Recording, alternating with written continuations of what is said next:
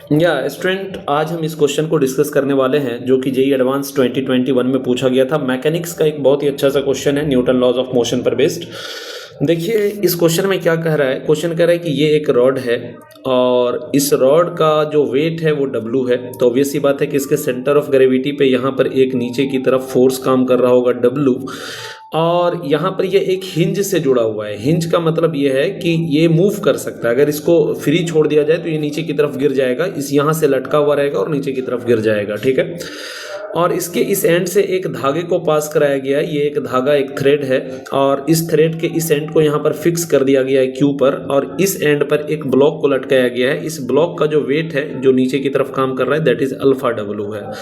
और इस धागे में जो मैक्सिमम टेंशन काम कर सकता है, जो मैक्सिमम टेंशन T मैक्स काम कर सकता है, वो मैक्सिमम टेंशन अपने को दे रखा है 2√2 इंटू W के बराबर, ये दे रखा है। तो अब देखिए हमसे क्वेश्चन पूछा है, पहला जो यहाँ पर ऑप्शन है वो पूछ रहा है कि vertical component of reaction force at O does not depend on alpha.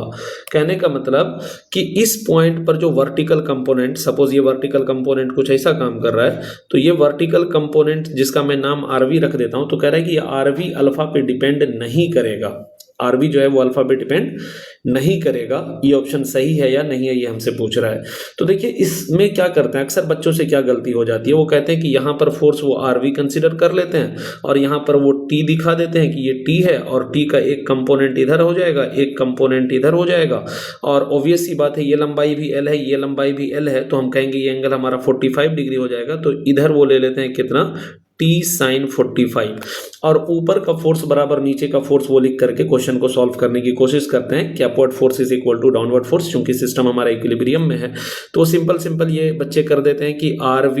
Plus T sin 45 is equal to W plus alpha W करने की कोशिश करते हैं बच्चे। और यहाँ पर इस T की वैल्यू क्या करते हैं, ये वाली वैल्यू ला करके डाल देते हैं, और यहीं पर उसका स्टेप गलत हो जाता है, ठीक है ना। क्योंकि ये T मैक्सिमम है, जरूरी नहीं है कि इस केस में हमारा टेंशन मैक्सिमम काम कर रहा होगा। इसलिए आप अगर इस इक्वेशन में T की ये वैल्यू ला करके पुट करोगे तो आपका आंसर गलत हो जाएगा, आपका मेथड गलत हो जाएगा। आपको क्या करना है, यहाँ पर सबसे पहले टेंशन का इक्वेशन फाइंड आउट करना पड़ेगा, और टेंशन का इक्वेशन फाइंड आउट करने के लिए क्या करेंगे, हम रोटेशनल इक्विलिब्रियम का यूज करेंगे। और रोटेशनल इक्विलिब्रियम के लिए अगर हम इस पॉइंट O के अबाउट देखते हैं, तो इस पॉइंट O के अबाउट अगर हम टॉर्क निकालते हैं तो ये W जो है वो इस तरीके से टॉर्क डेवलप कराएगा, ये अल्फा W भी इस तरीके से, मतलब W और अल्फा W का जो टॉर्क होगा वो हमारा क्लॉकवाइज हो जाएगा, जबकि वही T sin 45 का टॉर्क एंटी क्लॉकवाइज हो जाएगा। और अगर हम इस T cos 45 की बात करें, इस वाले कंपोनेंट की बात करें, ये जो हमारा T cos 45 आएगा, इसका कोई टॉर्क डेवलप नहीं होगा क्योंकि ये पॉइंट O के अबाउट है। और इसी तरीके से RV का भी कोई टॉर्क डेवलप नहीं होगा क्योंकि हम पॉइंट O के अबाउट टॉर्क देखने जा रहे हैं। तो हम यहाँ पर क्या करेंगे, इस T sin 45 का टॉर्क अगर हम लिखते हैं तो हम लिख सकते हैं T sin 45 इंटू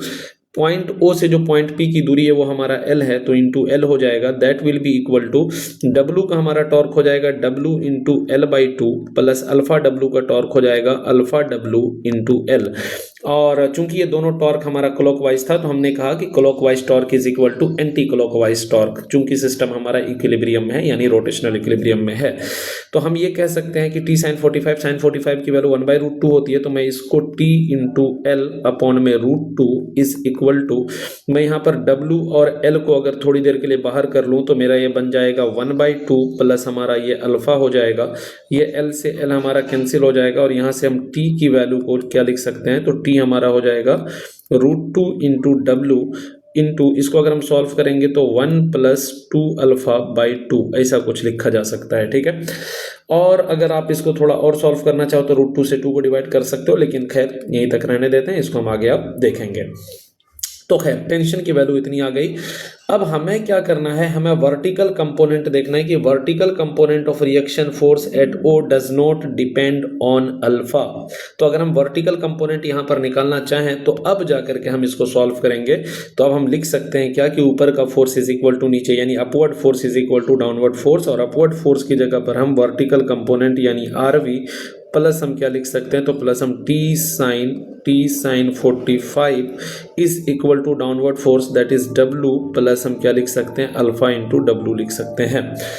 ये चीज़ हम सिंपल रख सकते हैं यहाँ पर। अब देखिए क्या है, आर वी अपने को पता करना है, तो ये हो जाएगा R V plus T. T की वैल्यू अगर हम ये ला करके पुट कर देते हैं कितना, तो टी की वैल्यू हमारी हो जाएगी √2 इंटू डब्लू बाई 2 इंटू हो जाएगा 1 प्लस 2 अल्फ़ा साइन 45 की वैल्यू हो जाएगी 1/√2 इज इक्वल टू, यहाँ डब्लू को अगर मैं बाहर कर लूँ तो डब्लू इंटू 1 प्लस हो जाएगा कितना अल्फ़ा, ऐसा लिखा जा सकता है। ठीक है, इस √2 से इस √2 को अगर मैं चाहूँ तो कैंसिल कर सकता हूँ, और अगर मैं चाहूँ तो इसको यूँ लिख सकता हूँ आर वी प्लस, इसको मैं थोड़ा सा खोलूँ तो ये हमारा W/2 plus W into alpha, ये भी ओपन ही रहता तो बेहतर होता, ये W plus W into alpha में ऐसा रह देता हूँ। तो ये W अल्फ़ा से W अल्फ़ा हमारा कैंसिल हो जाएगा, तो वी कैन से हमारा R V is equal to हो जाएगा कितना, W माइनस W/2 हो जाएगा, यानी वेट बाई 2 बेसिकली। तो आर वी जो हमारा आ जाएगा वो W/2 आ जाएगा। यहाँ से हम साफ साफ देख सकते हैं कि जो वर्टिकल कंपोनेंट यहाँ पर है, इस पॉइंट पर जो वर्टिकल कंपोनेंट ये आर वी है वो अल्फ़ा पर डिपेंड नहीं कर रहा है। इसका मतलब हमारा ऑप्शन ए जो है वो एकदम से करेक्ट हो जाएगा। आई होप कि ये बात आपको समझ में आई होगी। अब हम सेकेंड पार्ट की बात करेंगे, जो हमारा बी ऑप्शन है उसकी बात अगर हम करने जाते हैं, तो पहले ऑप्शन को तो हमने कर लिया, पहले ऑप्शन को हमने सॉल्व कर लिया कि वो हमारा करेक्ट है। अब हम सेकेंड ऑप्शन की बात अगर करने चलते हैं तो देखिए क्या है, सेकेंड ऑप्शन में बोल रहा है horizontal component of the reaction force at O is equal to W for alpha is equal to 0.5। तो अगर मैं यहाँ पर हॉरिजॉन्टल कंपोनेंट यानी इस फोर्स की मैं बात करूँ, यानी RX की बात करूँ, तो हम कहेंगे कि राइट का फोर्स बराबर लेफ्ट का फोर्स, यानी ऑब्वियस सी बात है कि RX जो आएगा वो हमारा कितने के बराबर आएगा, तो T cos 45 डिग्री के बराबर आएगा। तो अगर मैं इसको कैलकुलेट करना चाहूँ तो मैं T की जगह पर कितना पुट कर सकता हूँ, √2 इंटू डब्लू इंटू मैं पुट कर सकता हूँ 1 प्लस 2 अल्फ़ा डिवाइडेड बाई 2 और इंटू cos 45 हो जाएगा 1/√2, √2 से ये √2 कैंसिल हो जाएगा, तो ये हमारा आ जाएगा कितना, W/2 इंटू 1 प्लस 2 इंटू, बोल रहा है कि अल्फ़ा की वैल्यू कितना लेना है 0.5, तो अल्फ़ा की वैल्यू हम 0.5 डाल देते हैं अगर, तो ये हमारा आ जाएगा कितना, W/2 इंटू ये हो जाएगा 1 प्लस 1, और ये हम लिख सकते हैं W/2 into 2, that will be equal to basically W। तो यानी हमारा RX जो हॉरिजॉन्टल कंपोनेंट आ रहा है वो W के बराबर आ रहा है, और ऑप्शन ने भी यही कहा है कि horizontal component of reaction force at O equal to W for alpha is equal to 0.5, यानी अल्फा की वैल्यू जब 0.5 होगी तो हॉरिजॉन्टल कंपोनेंट बेसिकली W के इक्वल होगा, यानी हमारा ऑप्शन बी भी जो है वो एकदम से करेक्ट जा रहा है। ठीक है, अब हम ऑप्शन सी को जरा चेक करते हैं। तो ऑप्शन सी में मैं क्या लिख सकता हूँ, ऑप्शन सी की अगर हम बात करें तो ऑप्शन सी में कह रहा है कि tension in rope is 2W for alpha is equal to 0.5। अब अगर अल्फा की वैल्यू को अगर हम 0.5 डालते हैं तो टेंशन कैलकुलेट करके देखते हैं कितना आएगा, तो टेंशन इज इक्वल टू, अगर हम यहाँ पर √2 इंटू डब्लू इंटू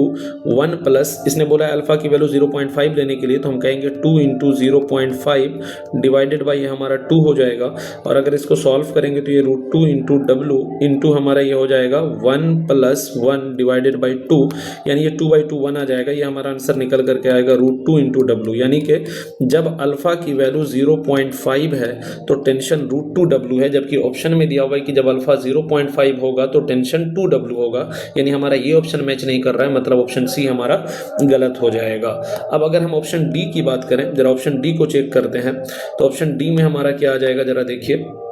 बोल रहा है कि रोप ब्रेक कर जाएगा if alpha is greater than 1.5। तो रोप ब्रेक करने का मतलब ये है कि ये टी जो है अगर ग्रेटर देन हो जाएगा, या कंडीशन अगर हम एज इट इज लेकर के चलें, तो जब टी हमारा बेसिकली ग्रेटर देन हो जाएगा टी मैक्स के, मैक्सिमम टेंशन के, तो ये रोप हमारा ब्रेक कर जाएगा, राइट। तो अगर हम टी की बात करें तो टी हमारा कितना है, टी हमारा है √2 इंटू डब्लू इंटू है 1 प्लस 2 अल्फा डिवाइडेड बाई 2, ये अगर बड़ा हो जाएगा टी मैक्स के, तो टी मैक्स की वैल्यू अपने को दे रखा है कितना, 2 √2 इंटू डब्लू दे रखा है, तो अगर इससे बड़ा हो जाएगा तो ये रस्सी ब्रेक कर सकती है। इस डब्लू से डब्लू को काट देते हैं, √2 से √2 को कैंसिल करते हैं, तो we will get 1 plus 2 alpha by 2 should be greater than equal to कितना होना चाहिए, 2। इस 2 को इधर लेके जाएंगे तो 1 plus 2 alpha is greater than हमारा आ जाएगा कितना, 4, और इस 1 को इधर लेके जाएंगे तो 2 अल्फा इज ग्रेटर देन हमारा 3 आ जाएगा, अल्फा इज ग्रेटर देन हमारा 3/2, मतलब कि अल्फा इज ग्रेटर देन हमारा 1.5, यानी अल्फा जब 1.5 से बड़ा होगा तो रस्सी हमारी टूट जाएगी। यानी हमारा ऑप्शन डी भी जो है वो एकदम से सही आ रहा है कि रोप ब्रेक कर जाएगा अगर हमारा अल्फा ग्रेटर देन 1.5 हुआ तो इस तरह से हमारा जो है ये ऑप्शन ए, बी और डी सही है, ऑप्शन सी हमारा गलत है। आई होप कि आपको ये कॉन्सेप्ट समझ में आया होगा। Thank you so much.